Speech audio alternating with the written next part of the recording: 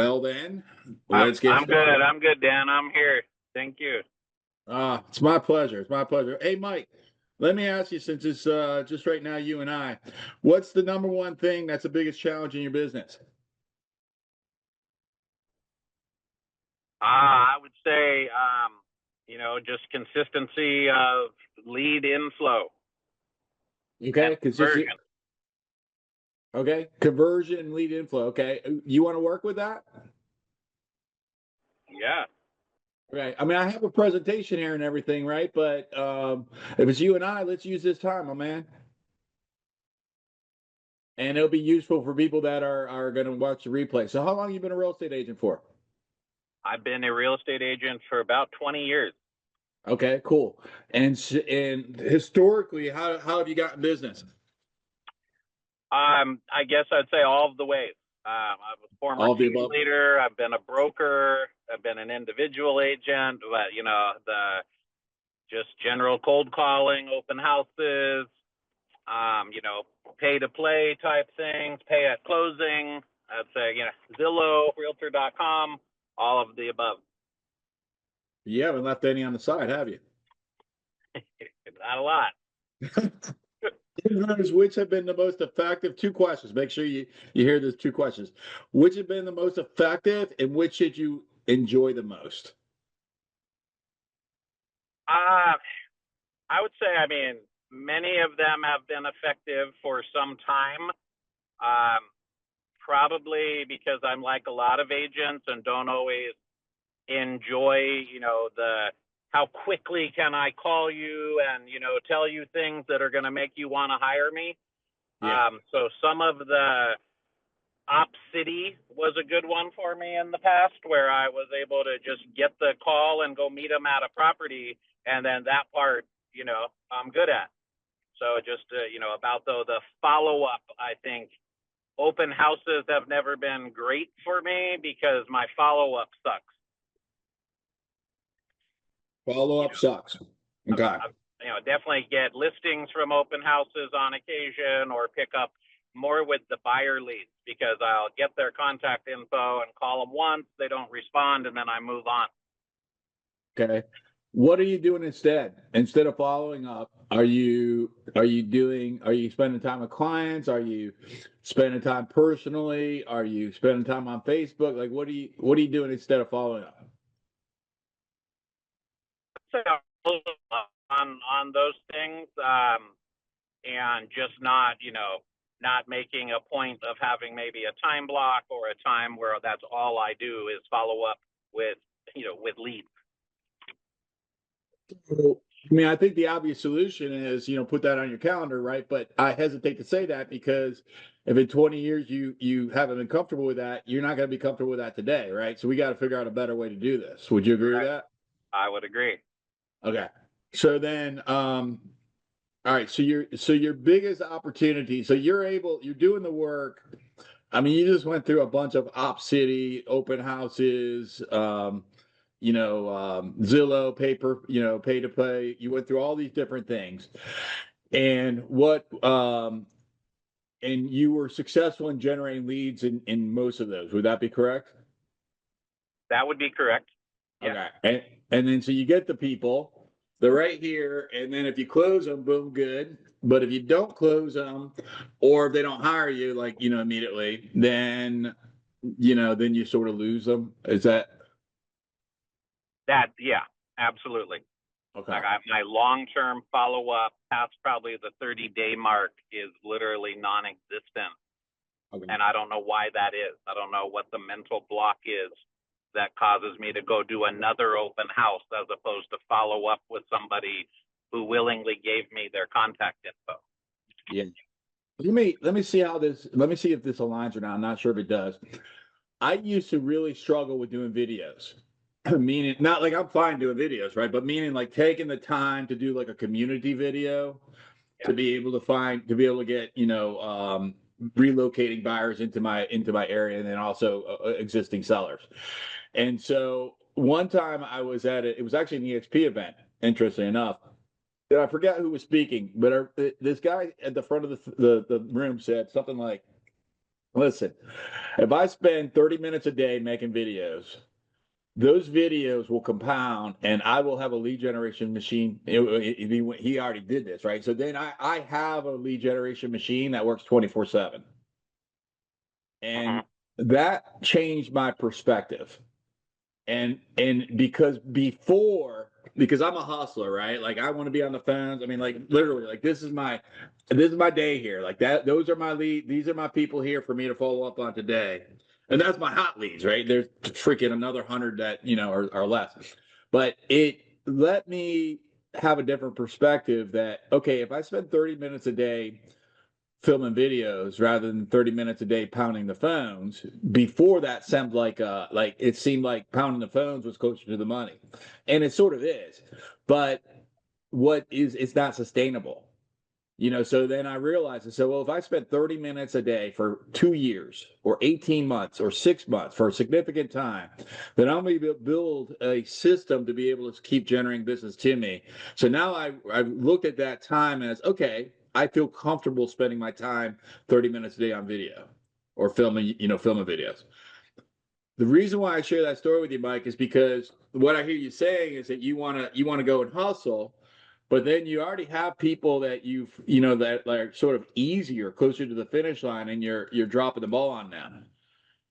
Yep. What does that? I don't know even why I told you that story, but does it help you sort of think through this in any different way, or it may or may not? I'm not sure. Yeah, I think it does, because what I take from that is that kind of there's a bigger picture that you're working towards, not just the 30 minutes a day to produce a video, or doing something that may seem uncomfortable in the moment, but Yeah, it's kind of putting a deposit towards a bigger picture for the future, which is creating that kind of system and lead flow where, yeah, and if I take that as correlating to my scenario, that if I took a certain amount of time or some time every day to do the follow up that I'm avoiding, it would create the conversion that I told you at the beginning is lacking. yeah. And so, And yeah, and it's not about video or follow up call. It's whatever that activity is that is lacking, or that could produce a much larger compounding result in the future. well, let me ask you a question. Why do you lead generate? I lead generate to have business, to have a pipeline. All right. So you lead generate to have a pipeline. Is somebody that you've already met at an open house or from Op City or Ojo or wherever closer to the finish line? Like if you started this morning and say, okay, I'm going to go and find new business right now, it would be further away from the finish line than if you followed up with somebody that you already met. Would that be true? That would be true.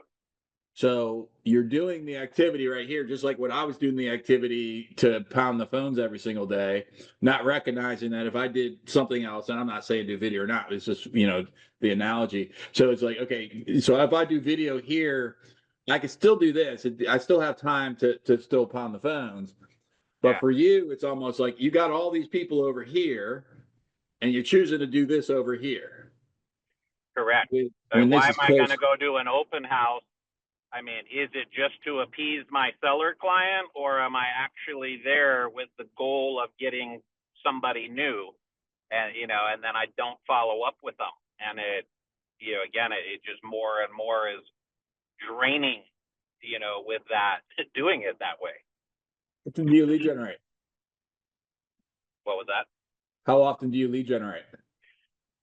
I mean, I wish I was more consistent about it, but like a lot of agents, you get busy with other things, working on a deal, or you get a listing.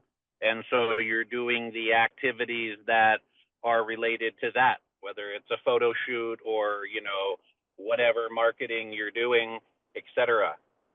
So I wish I would say daily in some capacity, but not enough to be hitting the goals that I want to hit. This came from my presentation I had prepared for today, which I'm not doing, right? Because it's just you and I, which is fine. But Yeah. you see here, so you were a broker at one point, correct?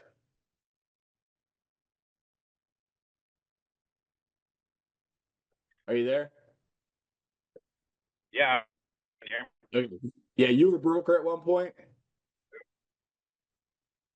Yes. Yep. Okay. Once upon a time, I owned a Keller Williams Realty franchise. I was the operating partner. I did that for 10 years, and we had about 150 or so agents that worked for us. And what I recognized was during that period in my real estate career, I would spend time really like studying agents. And what I recognize is this: what's on the screen right here would be a very, very typical production for agents, where it's like nothing, nothing, one, nothing, nothing, nothing, nothing, one, nothing, nothing, three, nothing, etc. Sure. And that's a reflection of what you just described of I get busy and then I start working and then I have, peaks and valleys. And so what you're looking at on the screen right there is the actual results of letting that happen. The Yeah. solution is to take 1 to 3 hours a day to lead generate. And you already know this, right? So I'm not trying to share something that, that I know you already know that, but you know what the gaps are, which is lead generating 1 to 3 hours a day, 5 days a week. And then that lead generation could be follow up or it could be creating new. And between the two, the creating the follow up is going to be closer to the finish line, and that's where you're lacking. Yeah. I'm trying to What are your go thoughts about higher Yeah, up the stream than yeah. than working with the people who are right there with their hand already raised. Mm-hmm. Yeah. Well, that goes back to what I was sharing this with you earlier, right? These are all hand raisers. These are all close to the finish line. Yeah. Right. But I also have tons and tons and tons that are not, now I'm going to get to both. But guess what? I'm going to get to these first. Right. And I'm on the challenging side right now, which is a good challenge to have where I've got more that I can get to, right? But Yeah. but I'm going to get to the ones that are the hottest first. And so I don't know if that's helpful. I think it's probably something that's deeper than logic. It's probably something that's causing you to have some sort of fear of judgment, maybe, or there's something that doesn't make you feel good to do the follow-ups. And I'm not sure. Yeah, it's something maybe for you to discover. I'm not sure. Yeah, no, I would agree with that. I think there's a part of self-discovery there, even after 20 years of doing this in varying capacity.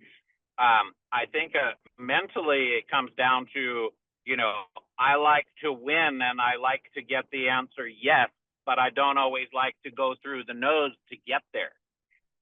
And that is of a mindset block that bother us. We're not going to want anyway, so I'm just not going to call. And I know better. I know when you do call, it's not even about the outcome of any individual call when you're following up with people over time. It's about the consistency of the activity. And yet, I still find I lack motivation oftentimes to, I'd rather do anything else. And so that's the part I think I need work on is how do I maintain the where this is literally the most important thing. Well, first generating the lead and secondarily continuing the consistent follow-up that it takes to convert them. I'm Yeah. amazing when they're ready to go right Right. away. I got you. Right. I If got it's you. down the road, it creates, hey, call me when you're ready. And we know that's a death wish because nobody's going to do that. Not even a family member, probably, or a good friend. Yeah. Yeah. You find out they bought with somebody else. They're Let me share correct. this. They went I to a want to new share. build or an open house, whatever the case. Yeah. Yeah. I want to share objective, right? I want to share like here is the reality. And so I'm never gonna lie. Yeah. You make it all right, let me say it this way. In an hour and 45 minutes, I think that's right. No, in 45 minutes, I'm gonna be doing live lead generation. And I do that every Tuesdays and Thursdays, where I go through and I do exactly what we're talking about right now. I know Yeah. that when I make those calls for that 1 hour, and if you want to check it out, you can go to nobrokemonths.com and there's a Zoom link there. Check it out and join us today if you want. But I know that 90% plus of the people that I call, closer to 95% at least, will either reject me or they will not answer. I also know that it's extraordinarily likely that I'll set an appointment during that 1 hour block. Yeah. And if I did not set an appointment during that 1 hour block, I know for certain that if you give me a 3 hour block, I will set an appointment. And the majority will reject me. And you just keep going. But here's the thing. So I started with the piece of, I know I'm going to set an appointment today. Okay. Like, and if I don't in an hour, I know I can always do it in 3 hours, always, 100% of the time. But I also know that the majority of people are going to reject me, 95%. And that's just reality of it, right? Like, there's not, I mean, so you can improve your skill, you can prove whatever, but there's not a lot of big difference between, as long as you're doing the work, the outcome versus, I mean, yeah, you can improve it by skill, but it's really just doing the work, man. Sure. Yeah. Yeah. It's just consistently putting in the effort and the work, not, yeah, you could mess it up, but I do believe, just as easily you're going to have a great successful call. Like you said, it's only a matter of time. It was explained to me in the past, there was a lead source I was using, and they said, look, on average, it takes about 200 calls to get a deal. And someone said, hey, you could look at that a couple of ways. Like, I'm never going to make 200 calls, so I'm never going to get a deal. Or you could wake up and say, great, that's all it takes. I'm going to make 400 calls today, which might not be realistic, but the point is that if it's consistently done over time, you're going to find results. If you're not doing it, guess what? Nothing's happening. Yeah. Well, let's break down those numbers. So let's say it does take 200 calls to be able to get one deal. And let's say, I don't know your market, but let's say 10 grand as an average commission. Does that seem about right? Probably low. Yeah, a little low, but I mean, we'll be pessimistic. Yeah. If I told you, Mike, I want you to come work for me, and I want you to this week to make 200 calls, and I'll pay you $10,000. Would you do it? Absolutely, I would. Okay. So, Mike, I'm not going to pay you the 10 grand, but I want you to make 200 calls this week, and you'll make $10,000. Right. If only it were so easy, because that's where I think I struggle probably, and a lot of agents I've worked with and seen do the same, is that they know the recipe, they know what to do, they just find anything else to do. And I love to believe that a lot of us, or in my case, it's not like I have no business. That's not the case at all. It's just not, it's more comparable to that graphic that you showed on the slide, where, I'll have 3 closings and then I'm starting back over at square one, in the pipeline routine, which is great to get some listings, great to have buyers, but, I have to, at this point, or feel the need to work every deal, whether it's a mobile home or a luxury home, because of that constant chase. And it's not, I love competition, but that's not why this is happening. I always feel that, well, if I say no to them, when is the next one coming? And so, I don't like being in that type of position, but, so clearly I need that motivation to make the 200 calls with not fear of the outcome of any of those calls. You made a good point. I'd love to join on. I don't know if I can do it today, but maybe the next one for your live call, because you're right. A lot of people don't like that. You didn't say this, but the fear is built up internally with themselves, thinking that they're going to scream at you or something, which literally very rarely happens. That somebody they either don't answer or they're just going to say, no, thank you. Let me ask you a different question. And I can sort of see going both ways with this, right? If I Yeah. told you that I would scream at you for an entire week, and at the end of that week I'm paying you $10,000, would you take my 10 grand? Yeah, I still would. Yeah. That's funny. Yeah. I mean, Kind of like, you'd probably call me an a-hole, right? Like you wouldn't, right? But you would take the money. yeah. So I So recently saw a meme on social media that really was an aha for me, and maybe this will impact somebody. The Well, on one side was a big mountain, and then on the other side was a little rock, and then the caption read, "How my anxiety makes the problem or issue feel," and then the little rock was the problem, of course. And, yeah, and I mean, I correlate that to what we're talking about here is that I build it all up in my mind like any given call is some miraculous thing, when in reality it's a number getting me closer to the actual goal. yeah, exactly. So I don't know if playing games works for you. It does for me. And so I'm giving you like some, I'm asking you some questions to encourage for you to maybe play a game. Be like, okay, today I'm Yeah. pretending I'm working for Dan or for whoever, for Jesse. I don't care who it is, right? I'm pretending I'm working for this person. And at the end of the week, they're going to pay me $10,000 when I make 200 calls for them.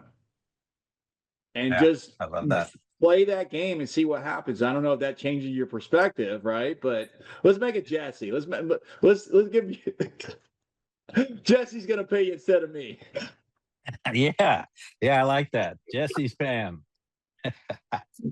I'll Very send good. him the invoice. There I'll you send go. him the call tracker and the invoice.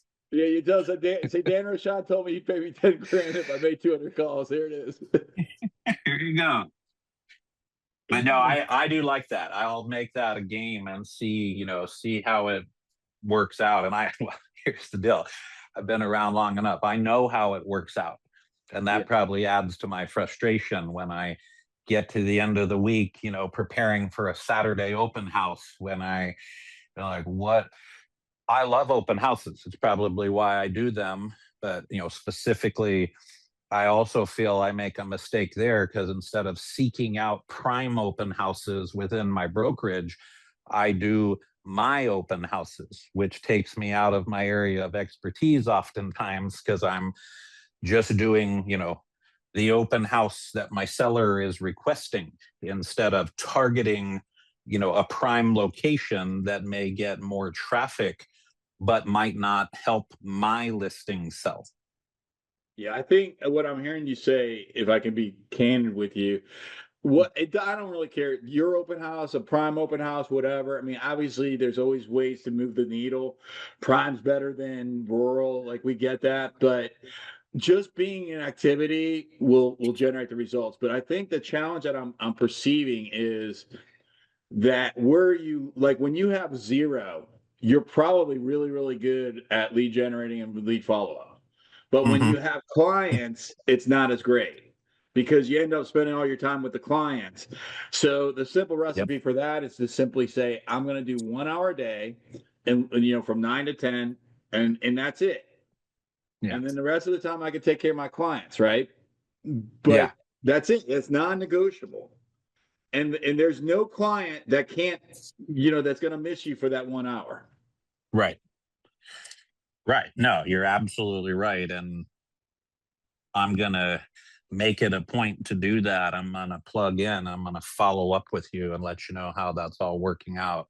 Yeah, please do. Because I know Connect I with me can on do it. I Facebook. mean, Yeah, if we're not yeah. on Facebook friends, Okay. reach out to me on Facebook so we get connected. Okay. And then my website's nobrokemonths.com, and you can check that out. And then also, if you're interested, I got this book coming out in June, Teach to Sell. You can go to teachtosellbook.com. It's less than $20. And when you get it, I'll give you a $10,000 digital training class for free, just for the price of the book. So just some Love it. thoughts there. All right, Well, I appreciate it. I yeah, appreciate it. give me one aha and one commitment if you could. I'll give you the commitment first. I'm going to dedicate at least an hour a day to the follow up that we've talked about and conversion. And then an aha was, I loved your story about the video, because I definitely lose track about that. What are we building towards is the question. So the aha would be like, no, these are non-negotiables, and you have to be, building towards sustainability instead of, chasing your tail around all the time. Yeah. Yeah, think about just compare the pain of what's it take for me to make the call versus the pain of what's it take for me to tell my family I can't pay the bills. And yep, that's absolutely. I mean, absolutely you get right. to choose your pain. To choose your pain wisely. So, well, thank you so much, Dan. We'll connect, and I'll send All that right. invoice off to Jesse when the deal comes in. We're gonna split that. Get paid. I love it.